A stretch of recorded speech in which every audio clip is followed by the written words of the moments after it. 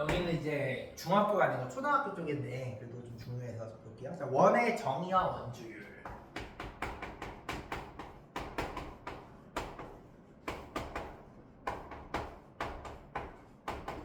자, 이렇게 돼 있는데, 자, 원의 정의. 자, 이거 효재야, 원의 정의가 뭐였지? 기억나? 뭘까? 동그란 거 말고. 점들의 모임. 그치, 점들의 모임인데 무슨 점들의 모임일까? 중심 부정의 기준으로.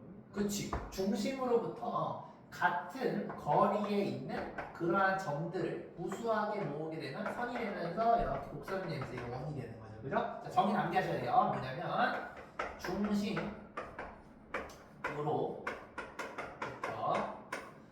같은 거리에 있는 무슨 모임? 그치, 점들의 모임이다.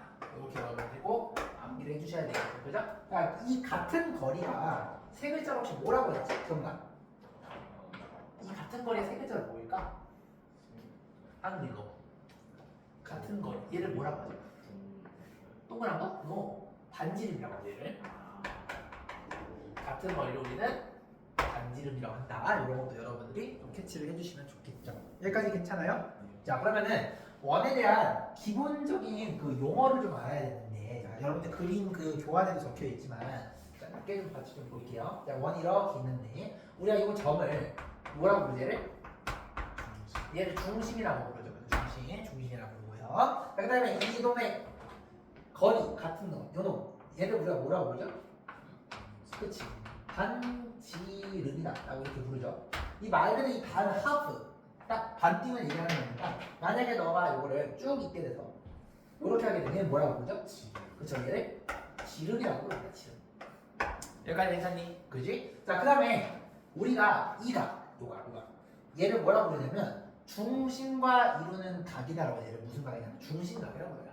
원칙은 알아야 돼요. 중심각. 따라. 자, 그 다음에 여기 이 전체. 자, 요걸 우리는 혹시 뭐라고 부를까? 이 도형을. 얘를 뭐라고 부를까? 부채꼴. 그쵸. 얘를 부채꼴이라고 부르죠. 좋아요. 부채꼴을 빌려서 얘를 부채꼴이다라고 그렇게 부릅니다. 명칭 꼭 알아야 돼요. 자, 그러면 얘 점과 이 점을 있는 요거. 한 글자로 뭐라고 부르죠?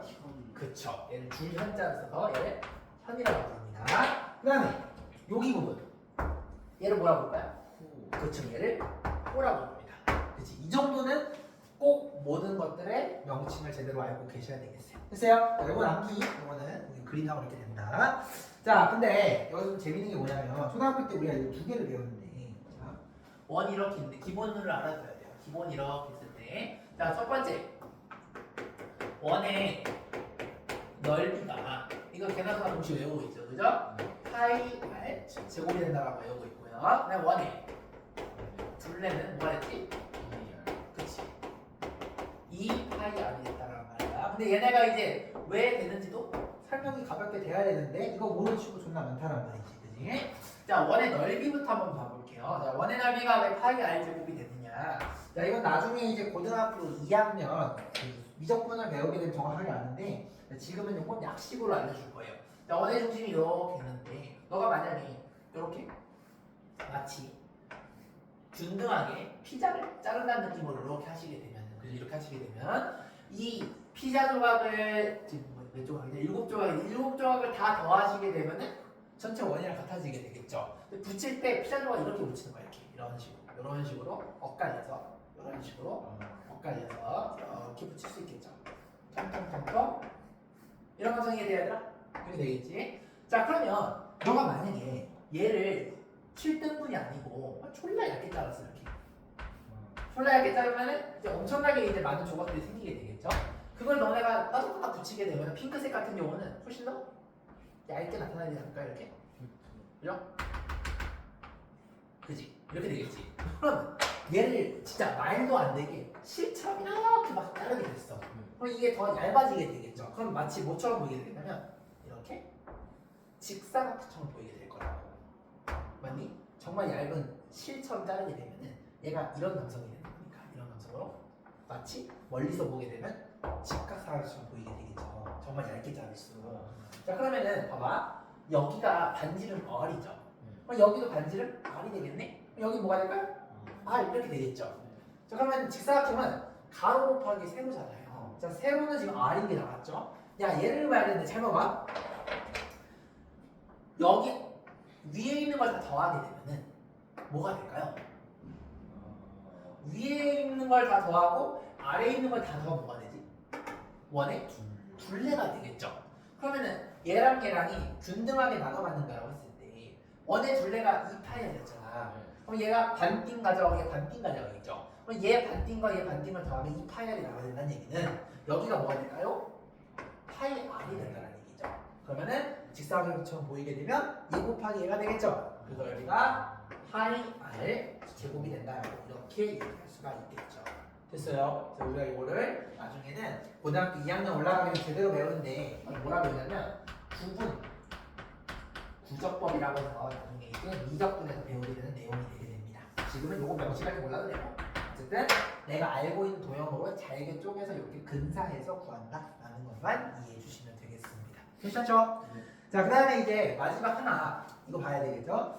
자, 이게 설명이 되려면은 원의 둘레가 2파열이 된다는 게 설명이 돼야 얘를 할 수가 있잖아요. 그죠? 이것도 이유는 설명이 돼야 되겠죠. 그죠? 자, 그러면 이걸 알려면은 자, 교재에 적혀 있는데 원주율에 대한 정의를 제대로 알고 있어야 돼요. 자, 이거는 정의니까 외워야 되겠지? 자, 뭐라 되겠냐면 지 이름에 대한 지름에 대한 원의 둘레.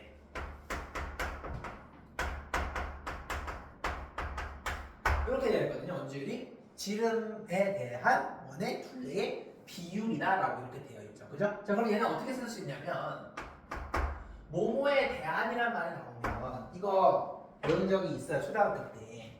자, 얘가 앞으로 오고 얘가 뒤로 오게 되는 거예요. 그럼 어떻게 되냐면 원의 둘레의 지름이다.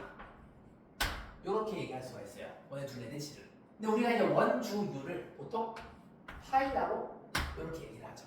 그죠? 근데 정확히 얘기해서는 자, 이게 대가 아니고 나누기 대 나누기 이렇게 됩니다. 이렇게 뭐뭐에 대한 뭐뭐다 A 대한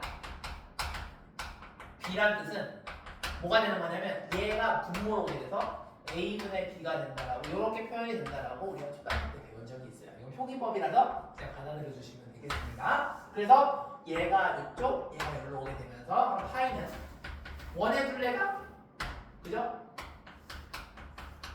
이렇게 되고 야, 지름은 그럼 뭐가 될까? R이 두 개죠? 2R 되는 거 맞아요? 이렇게 그러면 너가 요걸 이쪽으로 넘기시면 되겠죠? 자, 양면도 2R을 구해볼게요. 그러면 2 파이 R은 뭐예요? 원의 둘레다.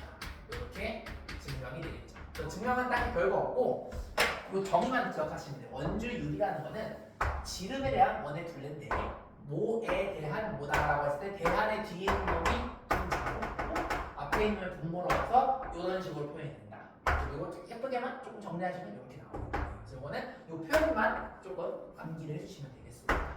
됐습니까? 이렇게 자, 한 3분 정도 줄 테니까 정리하시면 되겠습니다. 16강은 이렇게 마치도록 할게요. 정리!